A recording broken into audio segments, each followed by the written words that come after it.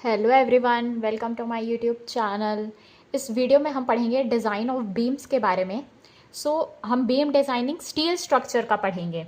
RCC में भी है हमारा बीम, बट अभी हम स्टील स्ट्रक्चर्स में जो बीम की डिज़ाइनिंग है वो पढ़ने वाले हैं। स्टार्ट करते हैं। फर्स्टली, बीम क्या होती है? बीम वो स्ट्रक्चरल मेंबर होती है जो ट्रांसवर्स लोड को कैरी करती है या सब्जेक्टेड होती है ट्रांसवर्स लोड से।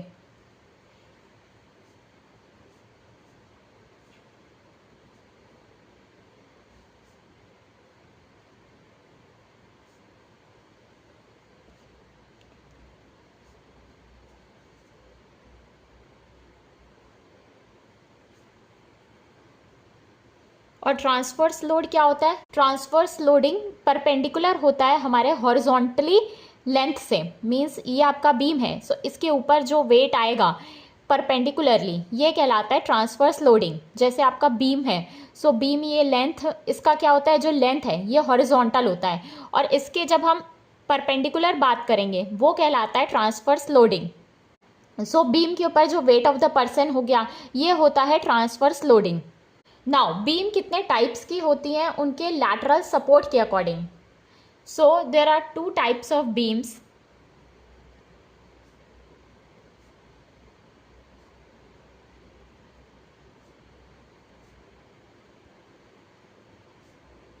Based on the lateral support to compression flanges.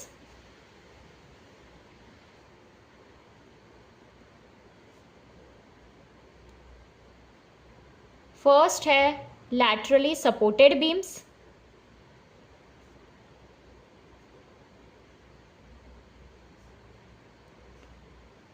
Second होती है laterally unsupported beams.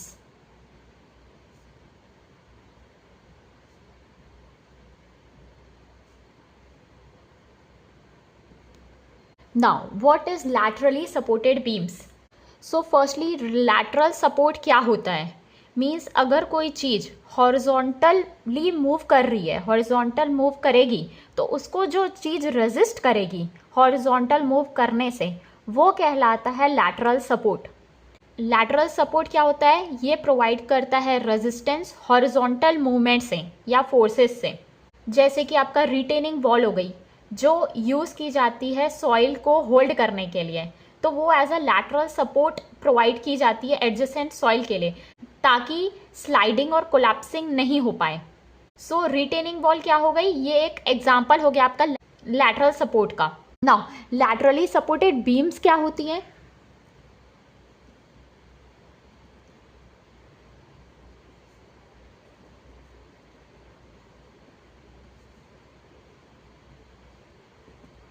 अगर आपका कंप्रेशन फ्लैंज होगा बीम का, रिस्ट्रेंड रहेगा, मतलब रुका रहेगा कोई भी लैटरल मूवमेंट से, वो कहलाता है लैटरली सपोर्टेड बीम या लैटरली रिस्ट्रेंड बीम।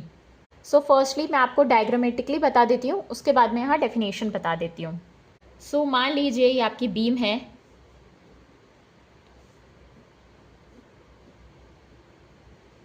जब हम इसको स्लैब से रिस्ट्रेंड करके रखेंगे, रोक के रखेंगे यहाँ पे, वो कहलाता है लैटरली सपोर्टेड बीम्स। ये हमने स्लैब यूज़ किया है लैटरल सपोर्ट के लिए। यहाँ पे ये है आपका स्लैब। सेकेंड, हम शेयर कनेक्टर भी यूज़ कर सकते हैं लैटरल सपोर्ट प्रोवाइड करने के लिए। ये आपका बीम हो गया।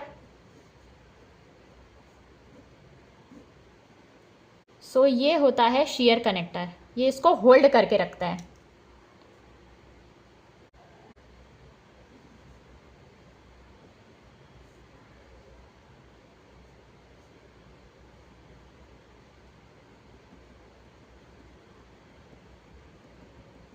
थर्ड, हम कैसे लैटरल सपोर्ट प्रोवाइड कर सकते हैं? क्रॉस बीम से, क्रॉस बीम यूज़ करके।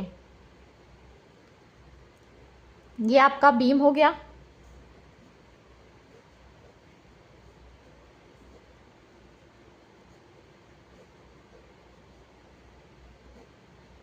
इस तरीके से जब हम क्रॉस बीम्स प्रोवाइड करेंगे ये कहलाता है क्रॉस बीम।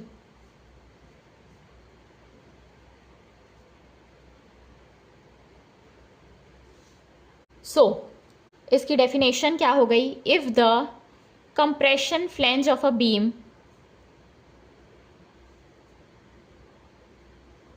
ये बीम में क्या होता है, ऊपर साइड में कंप्रेशन होता है, नीचे टेंशन होता है। सो जब भी if compression flange of a beam, flange of a beam is restrained against lateral movement, lateral movement से जब वो रुकी रहेगी, then it is called as laterally supported beam।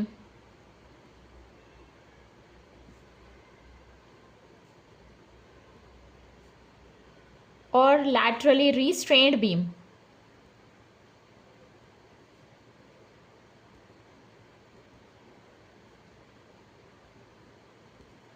So lateral support हम कैसे दे सकते हैं? फर्स्टली स्लैब के द्वारा, स्लैब की कास्टिंग कर लेंगे ऊपर, तो ये इसको पकड़ के रखेगा बीम को। सेकेंड है शेयर कनेक्टर। शेयर कनेक्टर जब हम प्रोवाइड करेंगे तो भी ये फ्लेंज को पकड़ के रखेगा, तो कोई भी लैटरल मूवमेंट नहीं हो पाएगा। Third cross beam. सो जब हम क्रॉस बीम्स यहाँ प्रोवाइड कर देंगे तो ये भी टाइटली होल्ड रहेंगे एक दूसरे से, तो मीन्स क्या हो गया, ये लैटरली सपोर्टेड है और लैटरली रिस्ट्रेन्ड बीम है। नाउ सेकेंड क्या हो गया? Laterally unsupported beams.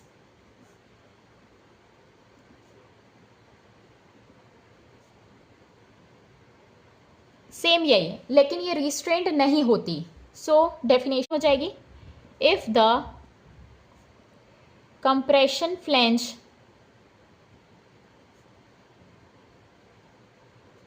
Of beam is not restrained against lateral movement,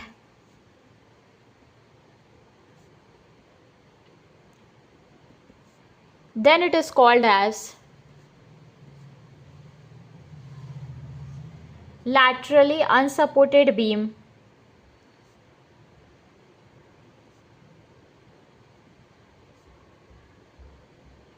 or laterally unrestrained beam।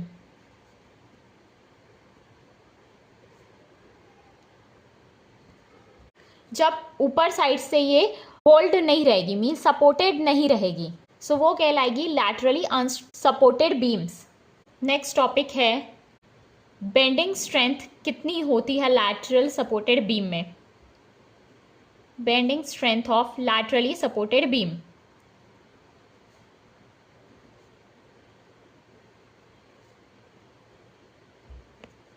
So firstly bending strength find करने के लिए हमारे पास दो केस है यहाँ पे। एक होता है लो शेयर का केस, एक होता है हाई शेयर का केस। सो लो शेयर क्या होता है?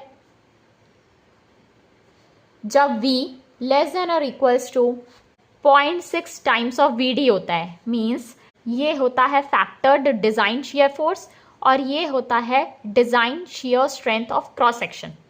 सो जब भी आपका शेयर फोर्स जो आएगा वो लेस होगा या इक्वल होगा 60% of the design shear strength, मतलब कि शेयर स्ट्रेंथ के 60% से जब कम होगा जो शेयर फोर्स आएगा वो कहलाता है लो शेयर। सो हाई शेयर क्या होता है? जब factor design force greater than होता है 60% of the design shear strength के, सो ये कहलाता है हाई शेयर। मीन्स यहाँ पे शेयर आपके पास ज़्यादा आ रहा है आपकी शेयर स्ट्रेंथ के कंपैरिजन में। सो फर्स्ट केस को हम पहले यहाँ डिस्कस कर लेते हैं। So for low share case, जब शेयर फोर्स कम है आपका 60% of the design shear strength के, तो डिज़ाइन बेंडिंग स्ट्रेंथ क्या होती है?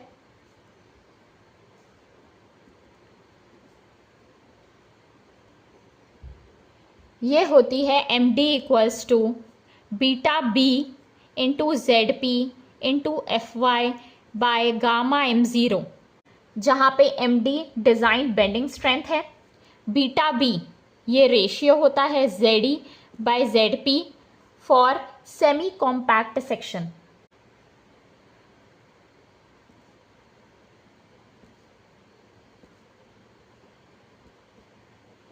और बीटा बी की वैल्यू होती है 1 अगर प्लास्टिक और कॉम्पैक्ट सेक्शन है।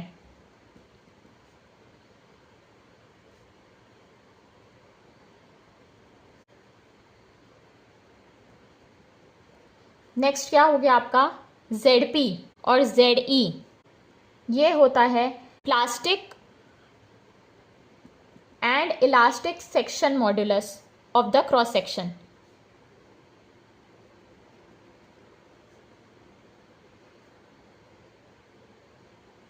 Of cross section.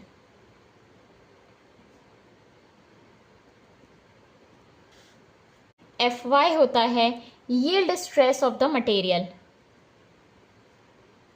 मटेरियल की यील्ड स्ट्रेस।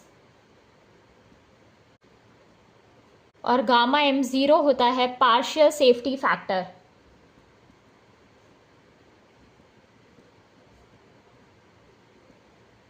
जो कि होता है 1.1 के इक्वल। नाउ यहाँ पे एक इम्पॉर्टेंट पॉइंट है, जो MD है आपका डिज़ाइन बेंडिंग स्ट्रेंथ, वो लेस देन होना चाहिए 1.2 of ZE FY by gamma M0 simply supported beam के लिए।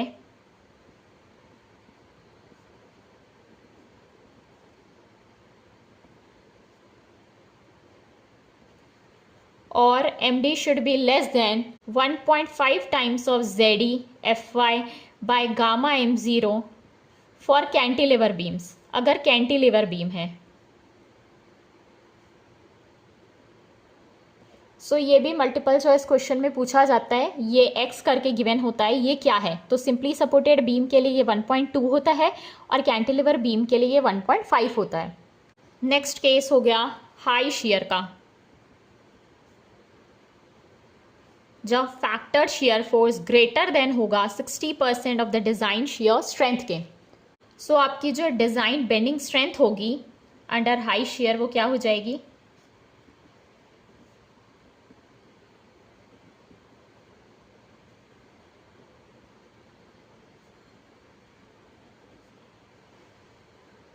ये हो जाएगी MDV के इक्वल। सो MDV जो होगा वो MD माइनस मीन्स कुछ फैक्टर आपका रिड्यूस हो जाएगा, स्ट्रेंथ रिड्यूस हो जाएगी जब शियर ज़्यादा होगा। सो ये इस तरीके से ये रिड्यूस हो जाएगा। Should be less or equals to 1.2 ZE FY by gamma M0, जहाँ पे बीटा है 2V बाय VD माइनस 1 का होल स्क्वायर, वेयर MD जो है वो जो हमने केस 1 में बेंडिंग स्ट्रेंथ फाइंड की थी, ये वो है। सो plastic design movement of the whole section as calculated in case 1। Case 1 में जैसे अभी हमने फाइंड किया। फिर यहाँ पे V क्या है? अप्लाइड शियर फोर्स, जो शियर फोर्स अप्लाई किया गया है। और VD क्या है? डिज़ाइन शियर स्ट्रेंथ है।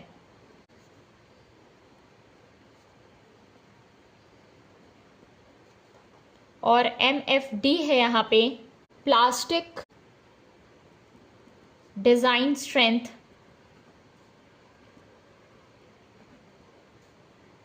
Of the area of the cross section,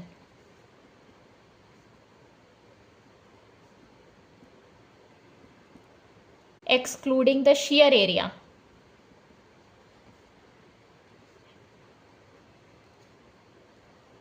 gamma M0 है 1.1, ZE है elastic section modulus of the whole section.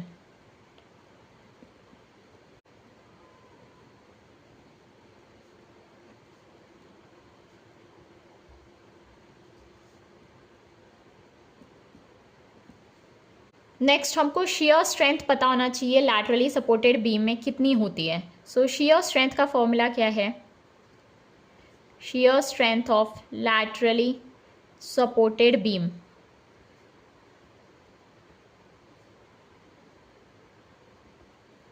So design shear strength of the section is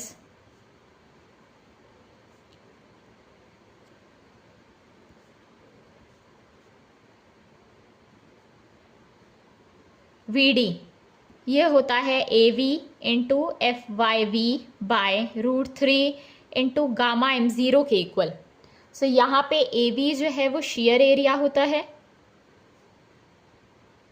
FYV जो है वो है यील्ड स्ट्रेंथ है web की,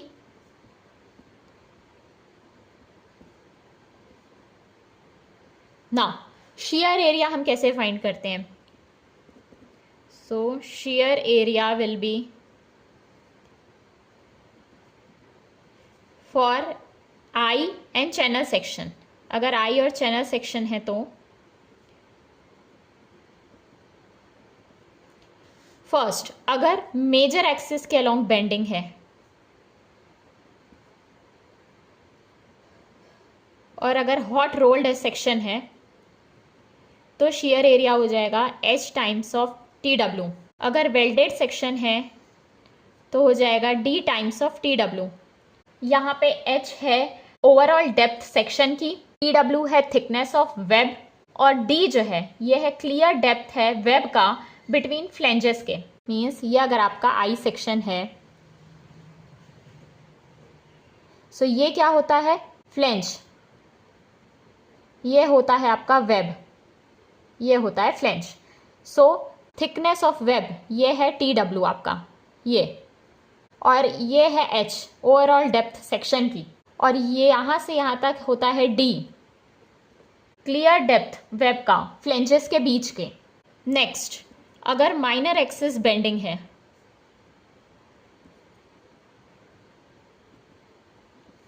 और हॉट रोल्ड या वेल्डेड सेक्शन है तो ये हो जाएगा 2B इंटू TF। B है overall width of I section flange, flange की ओवरऑल विड्थ। TF है थिकनेस ऑफ फ्लेंज, ये है थिकनेस ऑफ फ्लेंज। नेक्स्ट आपका यहाँ पे टॉपिक है वेब बकलिंग। सो हमने बकलिंग पढ़ा है, क्या होता है? बकलिंग में क्या होता है? साइड स्वे हो जाता है इस तरीके से। कॉलम में हमने पढ़ा था बकलिंग। सो इस तरीके से जब कॉलम बकल होता है सो मीन्स क्या होता है? ये इस तरीके से डिस्प्लेसमेंट हो जाता है, ये कहलाता है बकलिंग। यहाँ पे हम पढ़ रहे हैं वेब बकलिंग। सो हमारा जो आई सेक्शन का वेब है वो बकल करेगा यहाँ पे।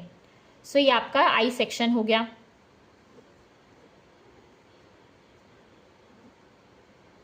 सो इस तरीके से जब यहाँ पे ये लैटरल मूवमेंट हो जाएगा ये कहलाता है आपका बकलिंग, वेब की बकलिंग। ये होता है आपका रूट रेडियस। फ्लेंजेस और वेब का interconnecting point. So web buckling एक फिनोमिनन है जिसमें स्ट्रक्चर इनस्टेबल हो जाता है, यानी कि जब वेब किसी भी बीम का वेब बकल हो जाएगा मीन्स साइड स्वे हो जाएगा कंप्रेसिव स्ट्रेस की वजह से, इसके ऊपर जो स्ट्रेस आएंगे उसके वजह से, या तो वो कंसंट्रेटेड लोड्स हो सकते हैं या तो शियर फोर्स एक्ट करेंगे। सो ये बकलिंग की वजह से क्या होगा? एक साइड वे डिफ्लेक्शन होगा वेब का। सो इस वजह से क्या होगा? पूरे स्ट्रक्चर की इंटीग्रिटी खराब होगी, स्ट्रक्चर इनस्टेबल होगा। सो it is a structural instability phenomenon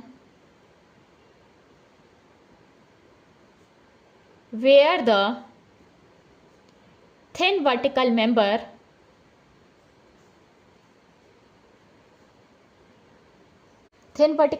क्या हो गया? Web of a beam buckles under compressive stress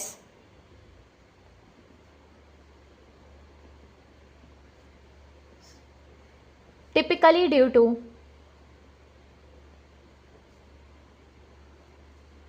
shear force और concentrated loads।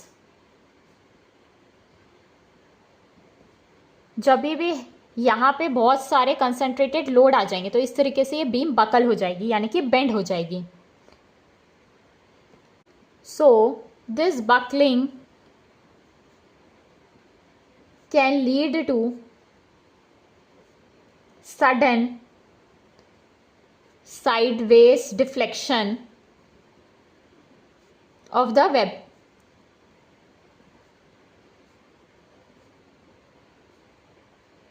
Potentially compromising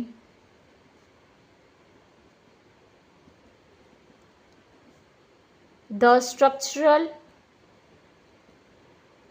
integrity of the element.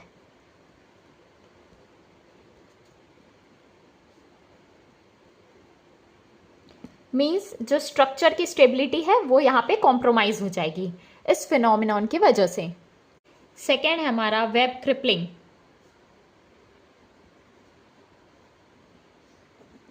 So web crippling में क्या होता है, ये जो रूट रेडियस होता है इसके पास इस तरीके से बेंडिंग होती है। ये जो आपका रूट रेडियस होता है, इंटरसेक्शन होता है जो फ्लेंज और वेब का, ये होता है रूट रेडियस। सो इसके पास जब बकलिंग होगी वो कहलाता है वेब क्रिपलिंग। इसको हम वेब क्रशिंग भी बोलते हैं। ये इस तरीके का स्ट्रक्चरल फेलियर है जब वेब बकल या फोल्ड होगा कंसंट्रेटेड लोड, स्पेशली सपोर्ट के साइड में जब लोड्स आएंगे। सो क्रिपलिंग कभी भी रूट रेडियस के पास होती है। So it is also known as web crushing. It is a structural failure mode where web buckles or fold under concentrated loads,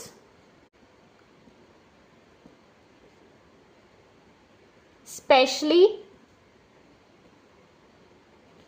near support web of beam.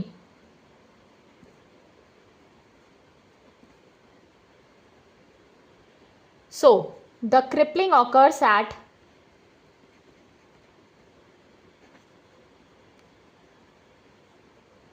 the root of the radius. Root radius के पास में होती है। So generally बहुत heavy loads आते हैं तब होती है वेब क्रिपलिंग।